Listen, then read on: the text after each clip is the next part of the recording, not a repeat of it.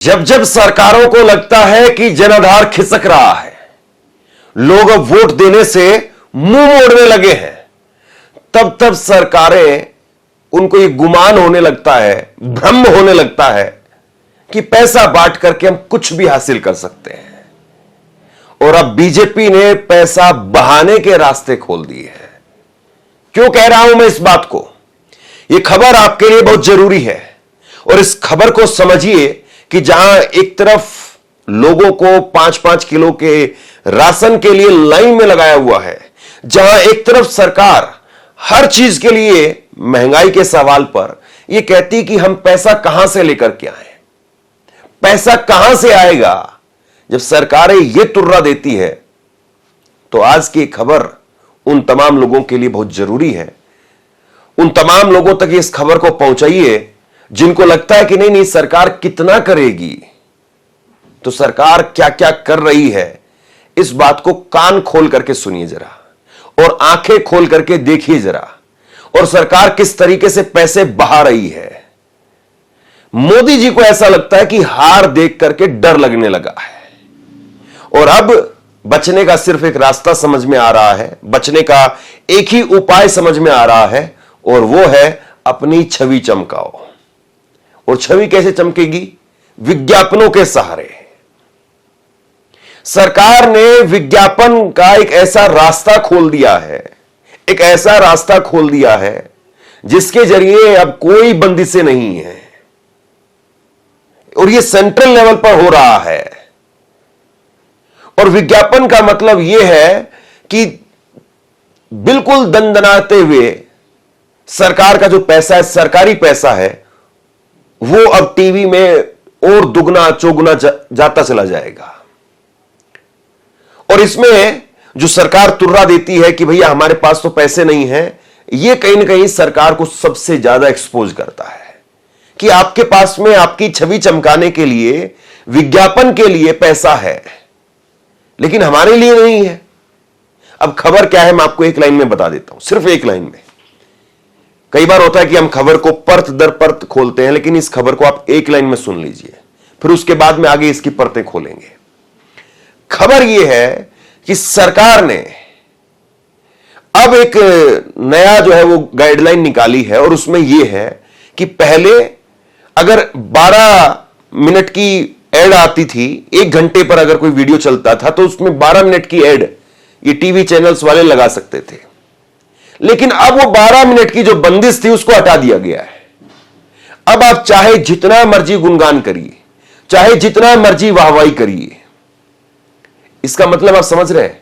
इसका मतलब यह है कि टीवी में जो एंकर पहले ही आपकी आवाज नहीं उठा रहा था, और वो एंकर ऐसा नहीं कि आपकी आवाज नहीं उठाना चाहता है, ऐसा नहीं कि वो रिपोर्टर वो आपके लिए बोलना नहीं चाहता है, बल्कि सच्चाई यह है कि वो इतना दब गया है, इतना दब गया है ईएमआई के बोझ में, महंगाई के बोझ में, कि उसको तनख्वाह सिर्फ किसी तरीके से मिल जाए, इसी की जुगत में वो लगा हुआ है।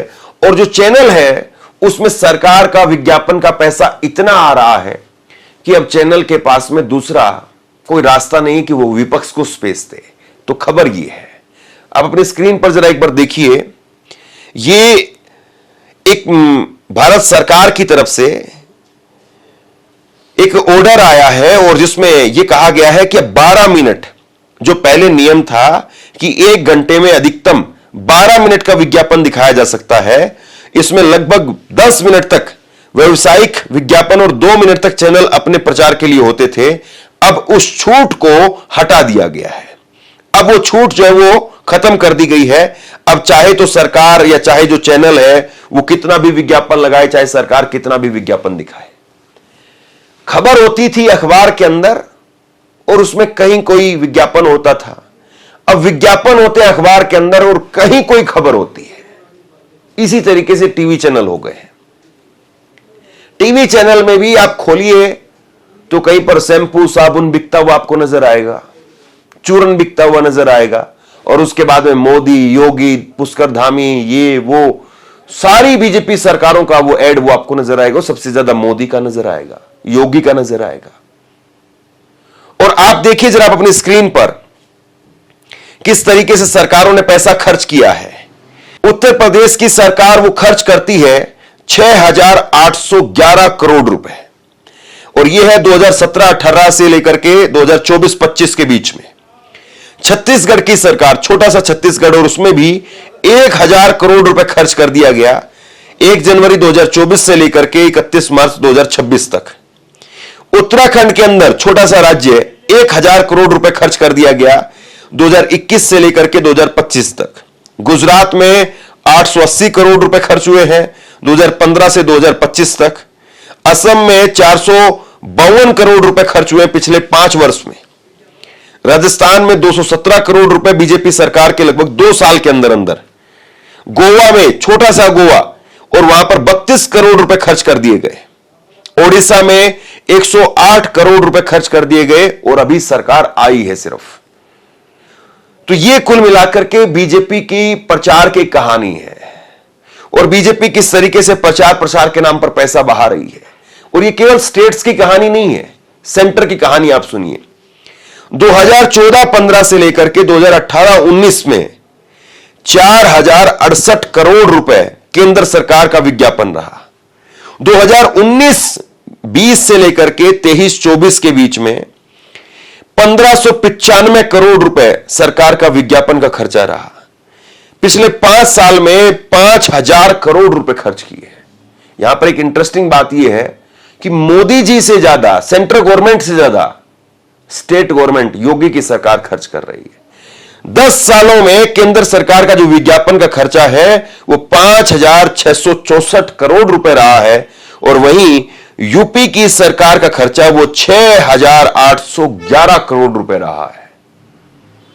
यहां पर भी 10 साल हुए हैं, और वहां पर भी बीजेपी की 10 साल की तकरीबन सरकार होने जा रही है। अभी 9.5 साल की सरकार हो चुकी है।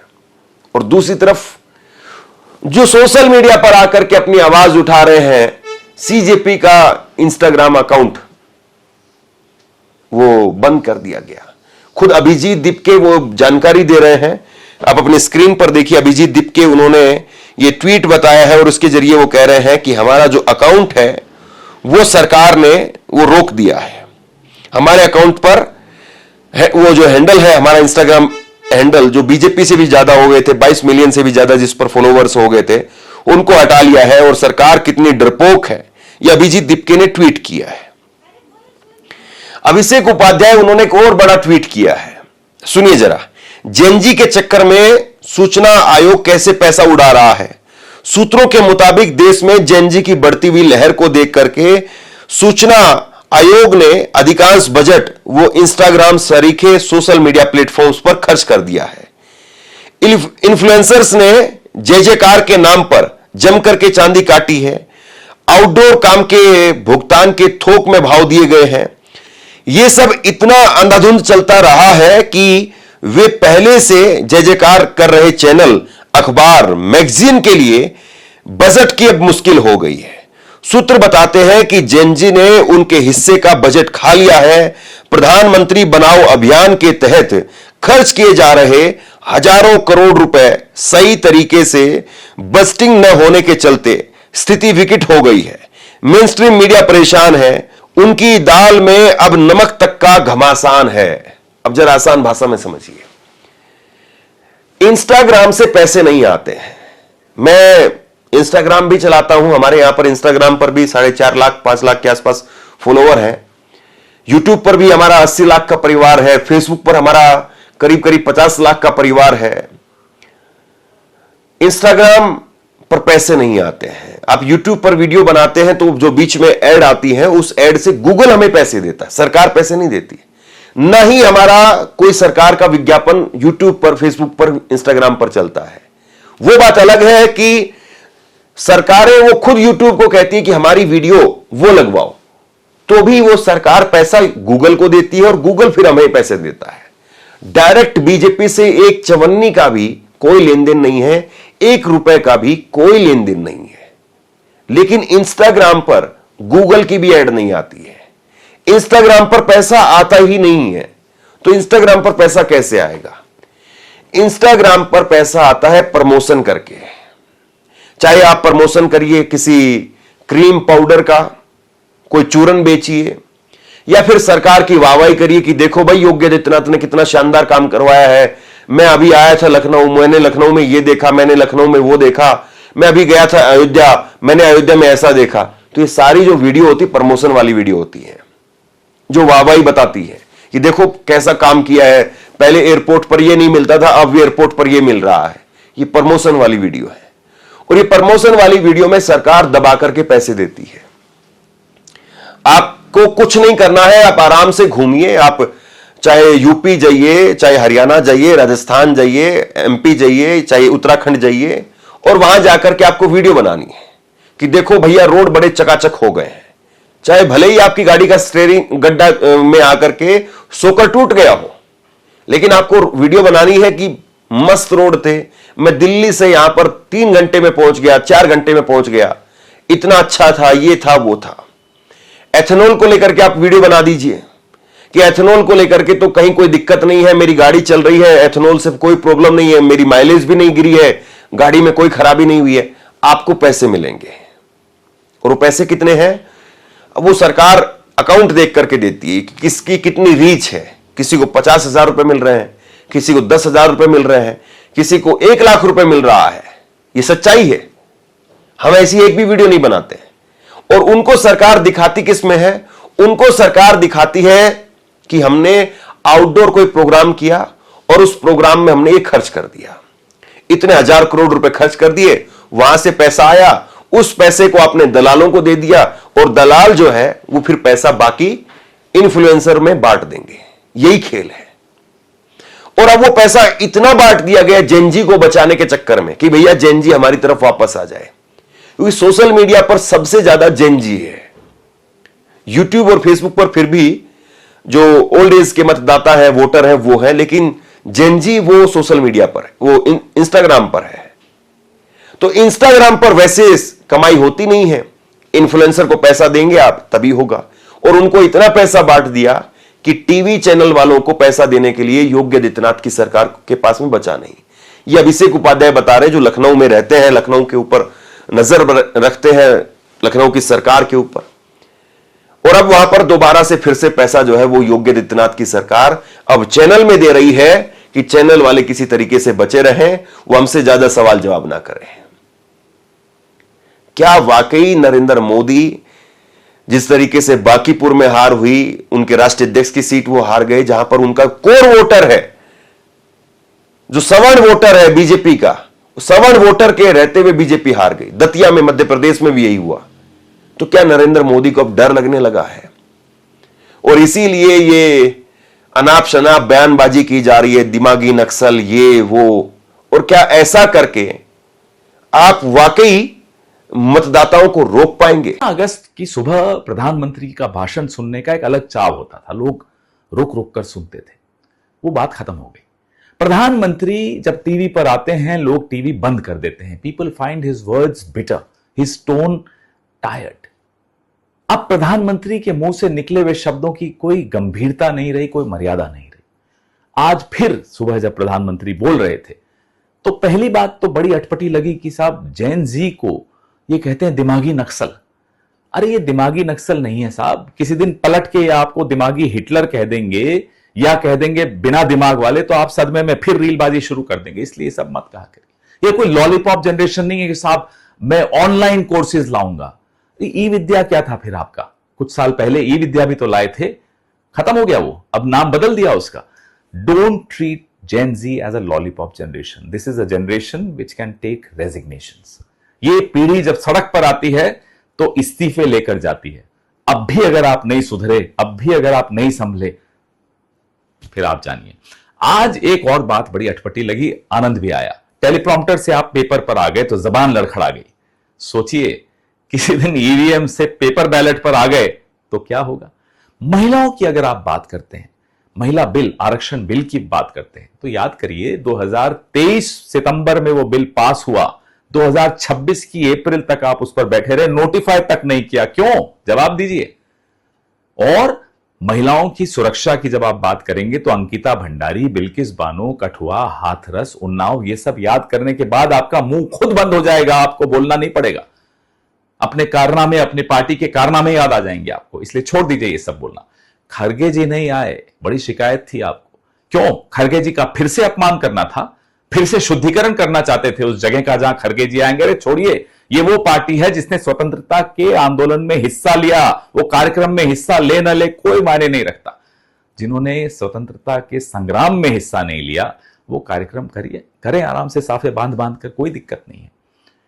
आज आपकी आईटी सेल ने आपको आईना दिखा दिया।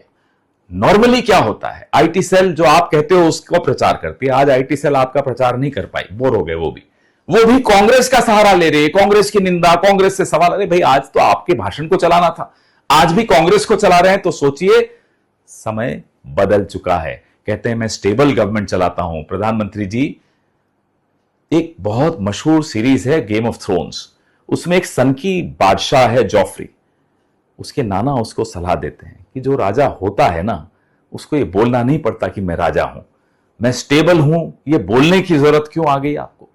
क्या अनस्टेबल हो गए हो? जय हिंद। सरकार अपनी तरफ से पूरी कोशिश कर रही है, नरेंद्र मोदी अपनी तरफ से पूरी कोशिश कर रहे हैं कि किसी भी तरीके से अब ये दीवार ढहने से रोक दी जाए, बचा ली जाए। लेकिन जब पानी नीचे से काट देता है, ऊपर ऊपर तो आपको दिखाई दे रहा है कि सरकार अभी है, सरकार का इकबाल अभी है, लेकिन जब पानी आता है तो पानी ऊपर हिट नहीं करता है, पानी अंडर करंट पैदा करता है, नीचे नीचे काटता है, नीचे नीचे सड़क से, आपके महल से सारी मिट्टी काट करके ले जाता है, और उसके बाद में पता चलता है 1 सेकंड के अंदर मकान वो सीधे नदी के अंदर समा गया। तो सरकार जरा सोच ले, देख ले, परख ले कि जिस तरीके से आप काम कर रहे हैं, जिस तरीके से आप चल रहे हैं, मुश्किल है साहब, काफी मुश्किल है। और क्या पैसा बांट करके, ये जो कहानी है जो मैं आपको बता रहा हूं कि इन्फ्लुएंसर को ऐसे पैसे जाते हैं, क्या युवाओं को नहीं पता है? सवाल इस बात का है। शेयर कीजिए इस खबर को, और आप क्या सोचते हैं नीचे कमेंट सेक्शन में लिख करके जरूर बताइए। इस वीडियो को लाइक कीजिए और चैनल को जरूर सब्सक्राइब कीजिए। शुक्रिया, थैंक यू।